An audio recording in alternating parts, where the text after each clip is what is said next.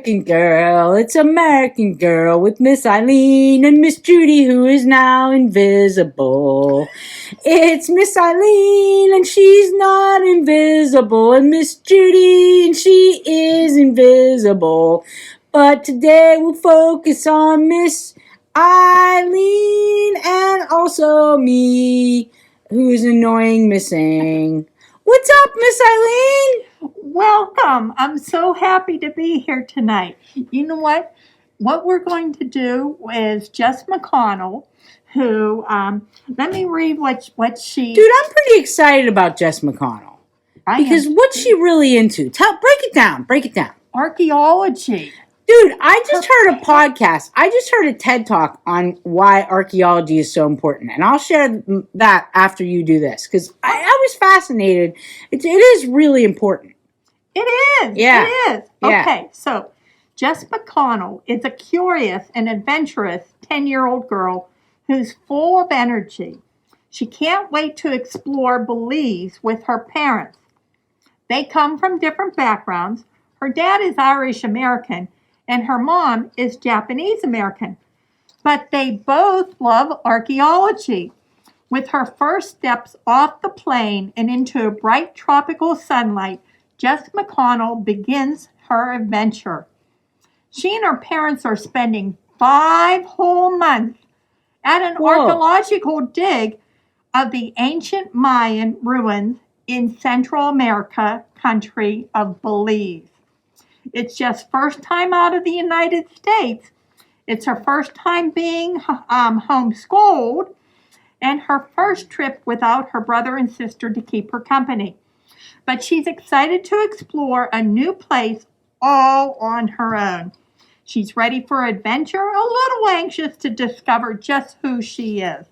So, Miss Ing, you and I are going to need our airplane tickets. We have our airplane tickets. Passport. I have that right here. And our passports. And are we going to point to where we're going on the globe here? Yeah. Now, here's the thing. This is the globe. The Earth is actually a little bit bigger than this.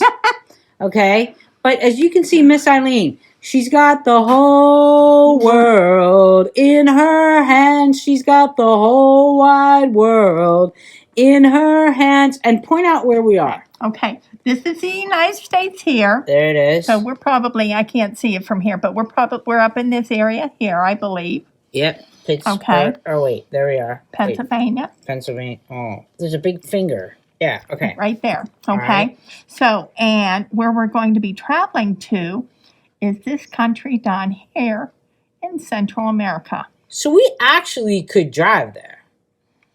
Actually, you could. You could drive there if you want. Go down through Mexico, yes. I'll tell you, if I were 10 years younger, I would drive there because I love to drive. But now I would fly. You know what I mean? Mm-hmm. Okay, so that's Belize. Mm-hmm. Miss Eileen. Yes, ma'am. Wait, let's take a break so people don't get dizzy, and let's go in and look at the map. Okay. Here we go. Now we're going to the map. I'm the map. Okay, we're back. Now we're in the room where Miss Rebecca does her around the world with Rebecca. But this isn't Around the World. Have you ever watched the Around the World show? I have caught it a couple of times. It's quite good, especially the song. Yes, it is. But so this is a map, and people who think the Earth is flat make maps. Just kidding. Miss Rebecca gets so mad when I say the Earth is flat because it's not flat; it's round. But sometimes it's easier to look at it when it's flat. That's and right. Look, you can even see Pittsburgh is on the map. There's Pittsburgh, right Pittsburgh there. itself, Pittsburgh. Okay. And so we would go to Belize. And Belize is down here. And there it Central is. America. There it is. Okay. Belize. Now, have you ever been to Belize for real yet? No, I have not. I have a friend who did go to Belize. She and her husband vacationed there, but they didn't do cool archaeological digs and things like this. What did they do? They just went to like a resort and like swam and had a good time. Okay. Yeah. So, but that's all right. All right, so that is Belize on the map. Now, I do want to tell you, and I don't know if it was a TED Talk, but I did learn about archaeology and how important it is. There was a lady, and she was talking about how important archaeology is. And she was also warning, because you might hear, like, strange like there's even shows that have been on TV for like 20 years, okay, that are about like mysteries of ancient civilizations, about how like aliens helped them build pyramids and junk like that, you know? Yeah, there's like all these like pseudoscience stuff, you know what I mean? And this archaeologist was saying that's just completely wrong. Like, archaeology is real and it's science. And this junk about like ancient like civilizations like the Mayans and the Mesopotamians being helped out by aliens, it's all ridiculous, because like they wouldn't say that the Greeks and the Romans were helped out by aliens.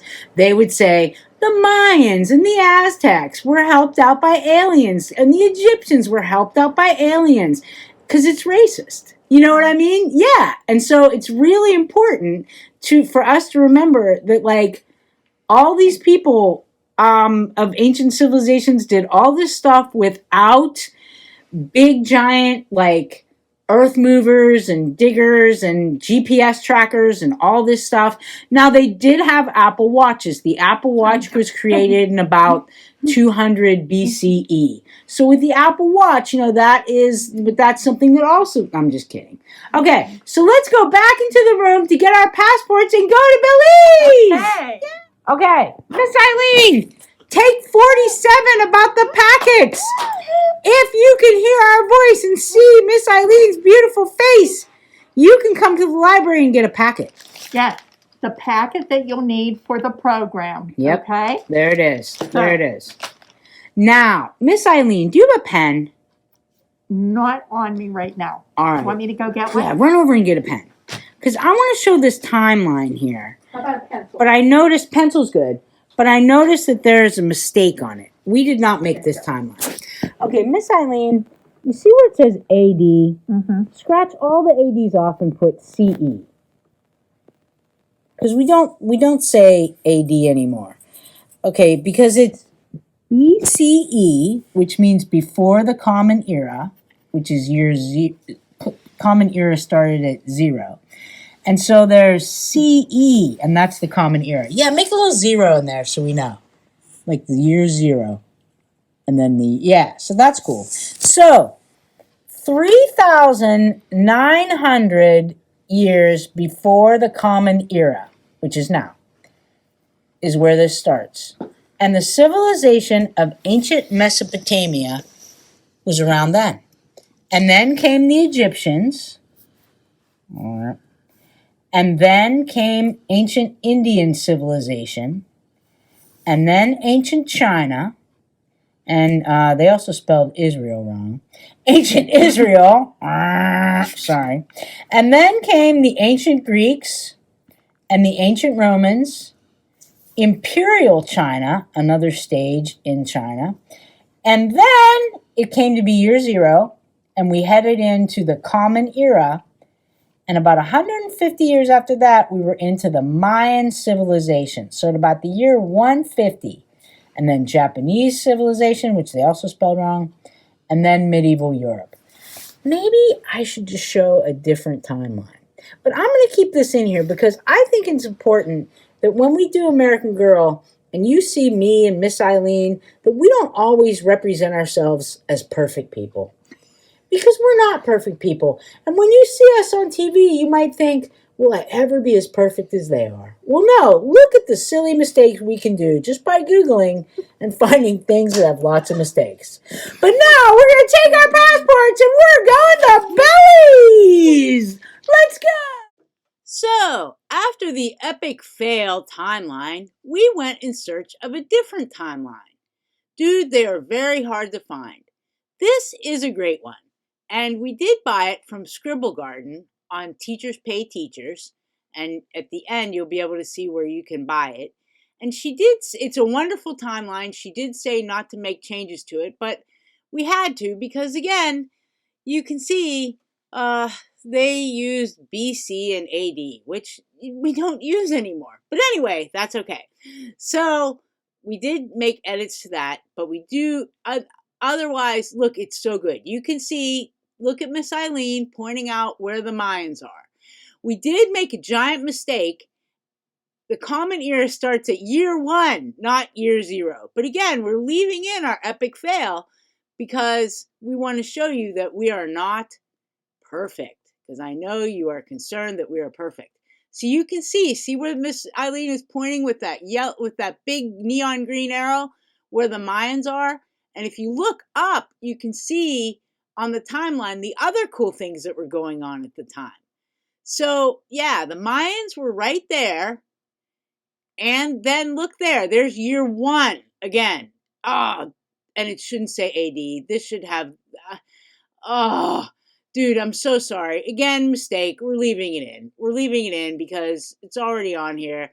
But it's not BC and AD. It is BCE, before the Common Era. And with year 1, it is CE, Common Era. So forget that BC and AD stuff because that's so old and so wrong and so just absolutely wrong and wronger and wronger and wronger. But anyway, so look here, CE. This one I did remember to fix correctly. So you can see that the Mayans were around from 250 to 1525. That's the Mayan civilization right there. Okay? 1525.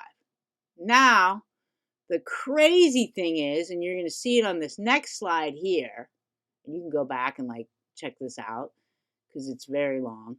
The next thing that you're going to see is when the United States started, which was many years after that. Look at that, only in 2000. So, I mean, not 2000, only you can see when we all started, the U.S., and it's still going on from the 2000s into the 2000s, unbelievably, unfortunately, because we're all here. But this is the timeline, and it's from Scribble Garden. I think it's Scribble Garden. Anyway, you'll be able to see it on the next one better. But I do apologize for having to change it. But again, it's before the Common Era. That's before year 1. And then after year 1 is the Common Era. So, and you can see how we all stack up there. So there we go. Thank you very much. Scribble Garden, we thank you for letting us use it. I'm sorry we did have to change it, but I think they're probably excited that we did change it because maybe she made this a long time ago or he made this a long time ago before it was a mistake. And the next thing you're going to see is me telling a Mayan story. A story that is very cool. And it's a Mayan folktale, and I hope that you will enjoy it. So, thank you very much. Oh, what a bizarre show this was. Here we are in a university in Belize. The University of Belize, which I don't know if it exists. And we are part of the archaeological dig that Jess McConnell is on. Yes. And look who's already here. We have our American girls. The girls. What's up, ladies? Dude, now this is a cool thing. Remember we were talking about how cool archaeology is. This is a book we have at the library. Archaeology for Kids. Uncovering the Mystery of Our Past. And it has really cool things to do in it. But we don't need to do this now. Dude, show us some of these other cool things. Okay. Show us. One, I blew up a photo of where Belize is on here. Cool. There it is. Wait, here you go. Yeah. Okay. Belize. All right. Very cool. So, and then... Dude, why is it spelled differently? Oh, because it's in Spanish. Okay. Oh, all right. okay. Thank goodness. Okay. Good. And then, here, if you want to look at some of these photos, this is what they would do quadrants. So Jess would be in a situation like this if she were on an archaeological dig. Quadrants, they section it. They would section it off. Okay. And then people they kneel down, they squat, they sit, and using very fine tools, they would dig because you don't want to dig with a great big shovel because you could destroy, crush something. Yeah. Any of the items that you would find. And you can see, look here, here's B1, so they're in section B1. Mm-hmm. Okay. Cool. Now this person over here, they have a bunch of of dirt material, and they're putting it through a sifter Okay. so that they can check to see that they're not missing any pieces. Right. Okay. All right. This one is showing a little bit more of how they divided it up. And you can see some of their tools in there. Yeah, so that might be like A1 and then A2 or A2, whatever. A3. Yeah, all right, cool. Because they want to know where they found something. Yeah, like I found in this book here, they were showing one example of how, like, say you were digging in your yard, which remember PA1 call first. But and also ask your parents. So anything you'd find like right here would be in section A, and there's a well. And then anything here would be in the B, and then somebody's buried down there. We don't even want to get into that. But different things. So there we go. And the further down you go, the older the stuff is. Yes. Right. So tell us a little bit about. Oh wait, no. Show us the real stuff first. Show us the real stuff over here. We got some more cool pictures, color pictures over here. Pictures of people who are watching them do the dig. Cool. Okay. Very cool. Look at that. So I mean, and they could be down 3, 4, 5, 6 feet. Yeah. It's not everything's just on the surface. And Miss Kim and I, we didn't go together. Miss Jill and I went together. We went to some national parks here in our own country where we saw like cave etchings on different rocks. And whenever I do the story, our Mayan story today, I'll show you some of those pictures that are really cool that Miss Kim brought in. Yeah. Yes. So, and then just wanted to show you some of the temples. Oh, yeah. Okay. Look at that.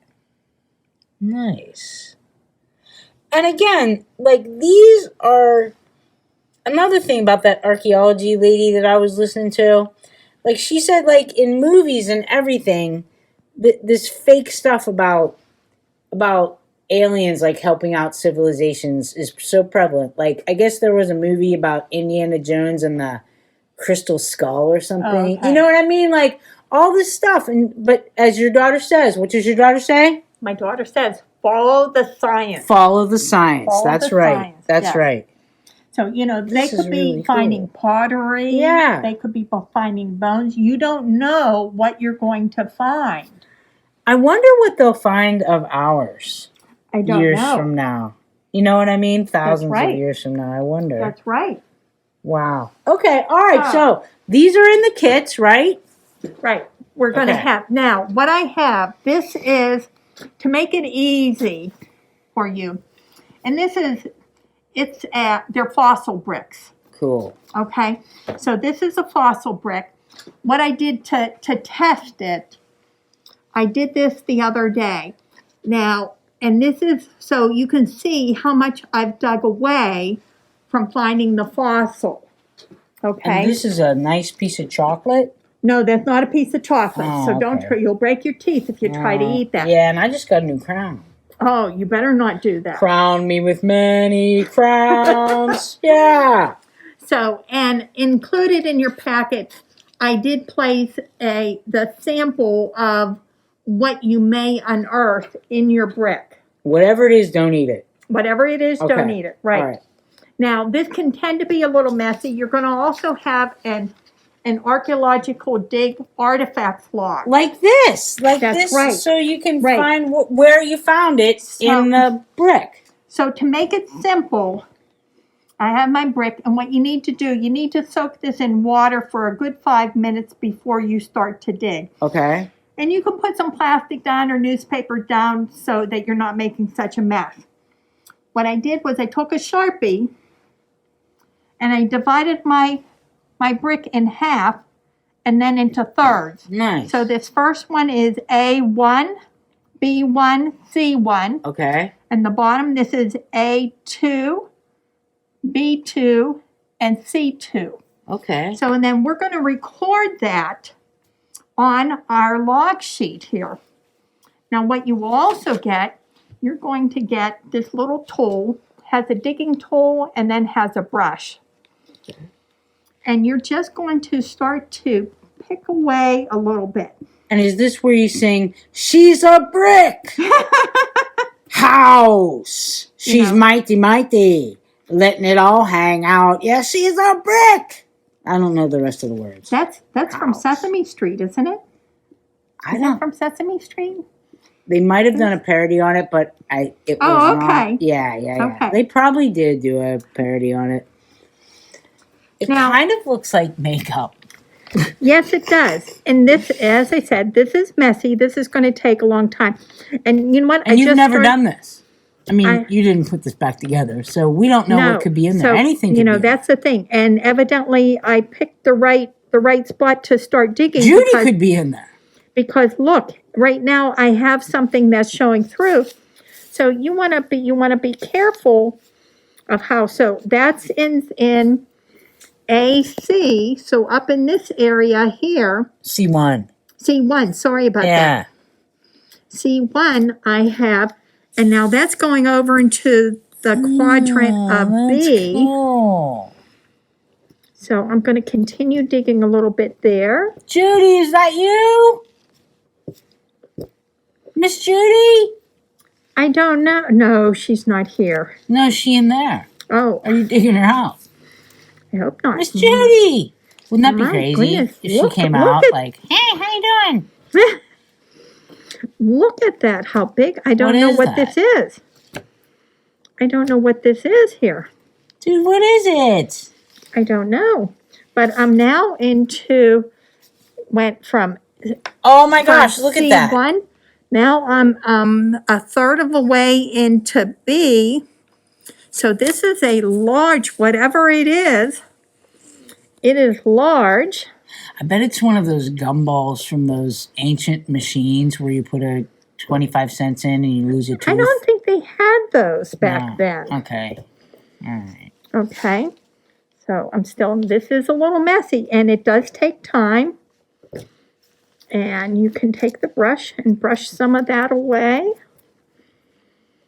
Now, I'm totally past. You do want to be careful. Yes. Oh, now you're dipping into C2. Look at that. I'm dipping down into C2. See, archaeology takes patience. It does take patience. I'd be turning that thing over and moving it all around, trying to chip everything away, and then I'd break it. Well, but you have to remember that this would just be, you have to think of this like the earth. So you can't pick it up and turn it around. Oh, yeah, that's right. Okay. You can't pick up the earth. Yeah. You can't pick it up. So you just continue to dig and see how much of a mess that's making. That's right. You just pretend like this is the earth. And I can't try right now. I can't pull that out, so I need to continue to dig. And the one thing, I don't know how large this is. So it started to go down into C2. And I know I'm already over into B2. This is crazy. Oh, look. There you go. It's starting to lift up. Oh, my gosh. Look at that. It's coming out. To lift up. It's E.T. No, it's not E.T. No, it's not. What is it? So, look at that. So, I'm going to brush that off. Does it have a crack in it? Is there something in there? There's a little crack in it, but no, there's nothing in there. Oh. Except some of the clay. Yeah. That's really cool. Okay. Now, let me wipe off my fingers here.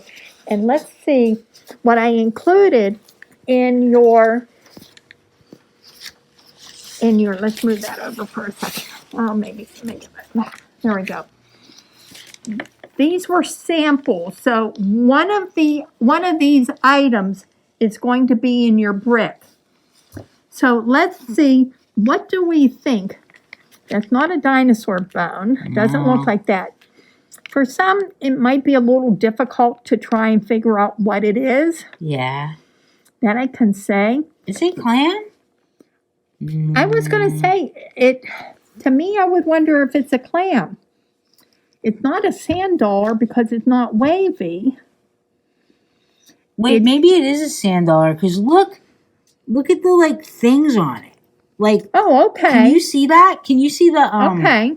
Okay, the Can little you see etching. like the little? Yes. Oh, yes. That's what. Dude, There's the look at star. that. See if we can get the star. There's the star. Do you see that? Wait. Yeah, dude, right there's there. the star. It is a sand dollar. Dude, it's Thank a real you so sand much. dollar. That's This the is sand real, dollar. right? Let's see. Don't think so. Yeah, 100% real fossils. Okay. Dude, this is crazy. Okay. Break open the bricks to find the real fossils inside. Dan and Darcy.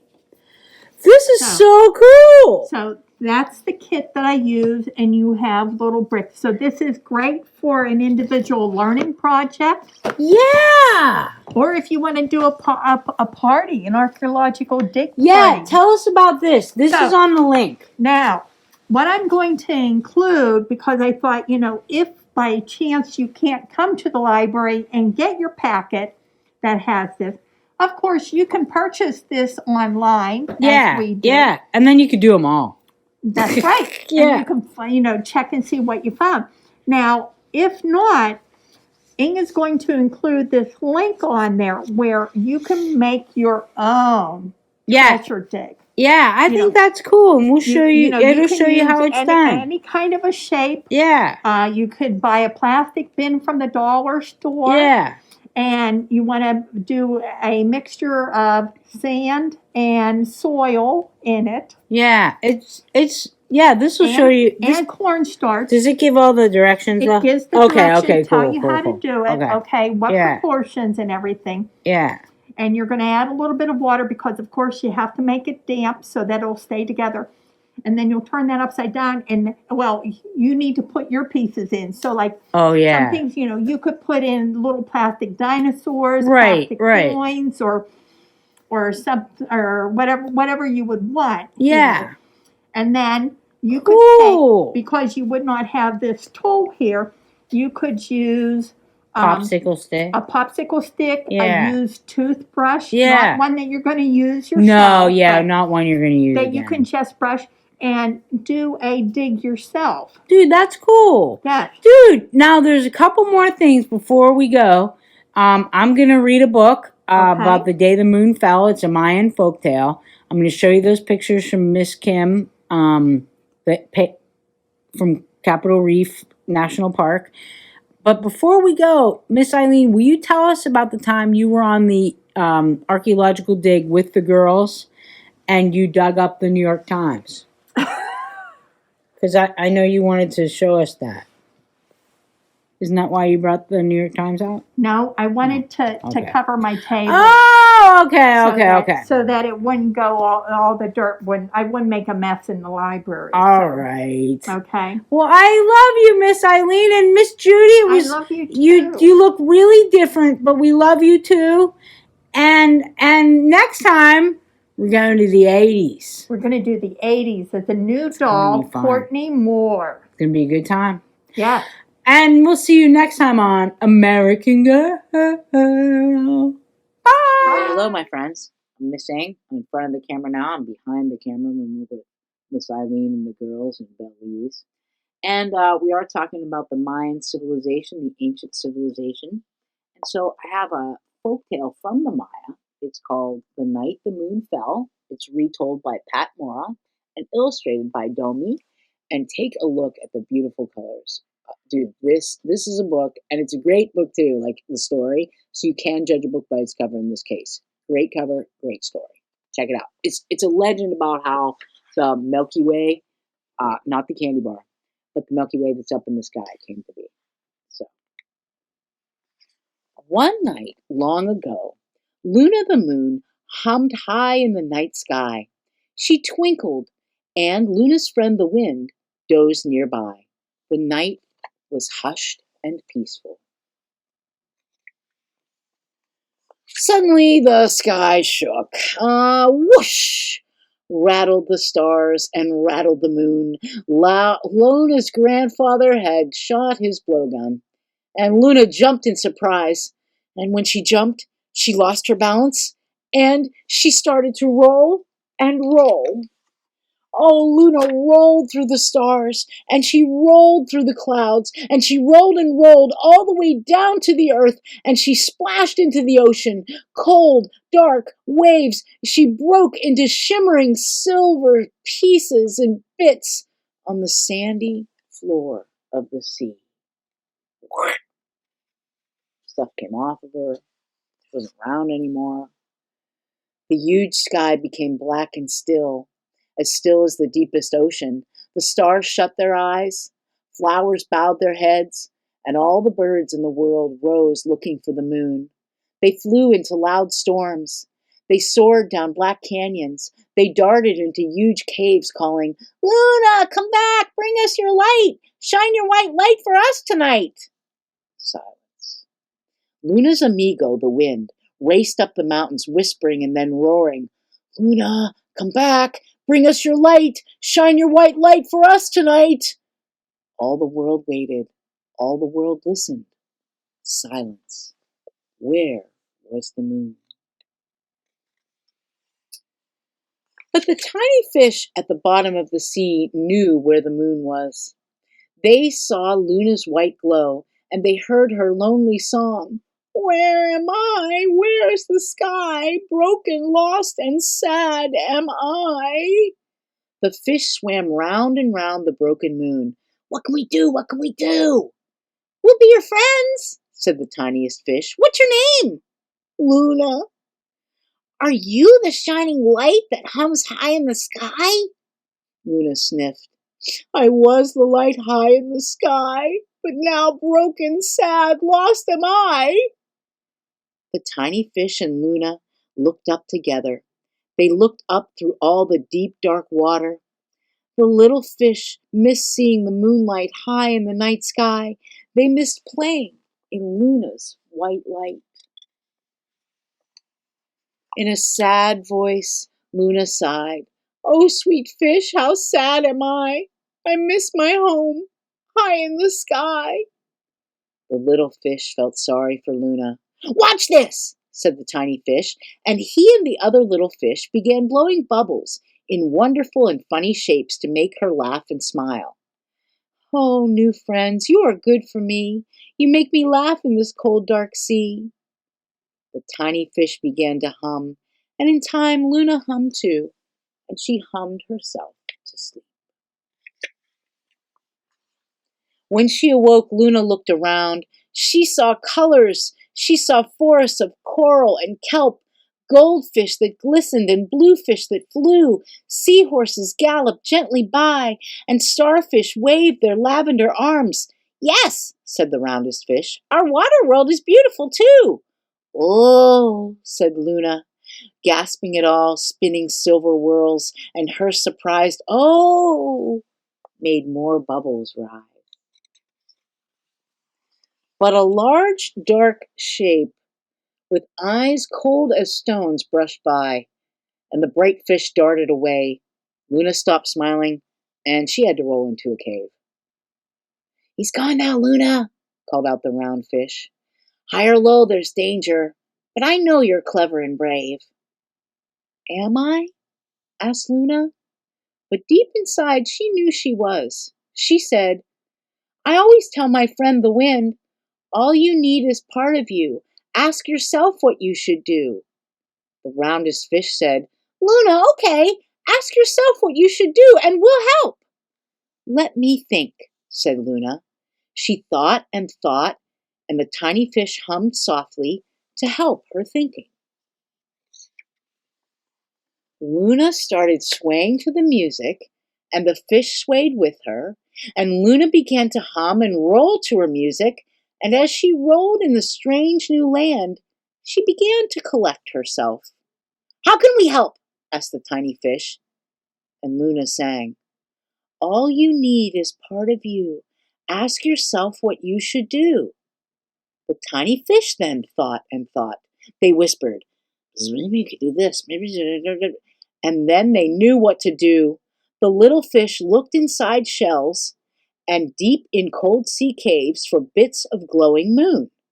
With their silvery fins, they began to sweep together all the slivers and bits, and on the strange sand, the moon rolled and rolled onto herself.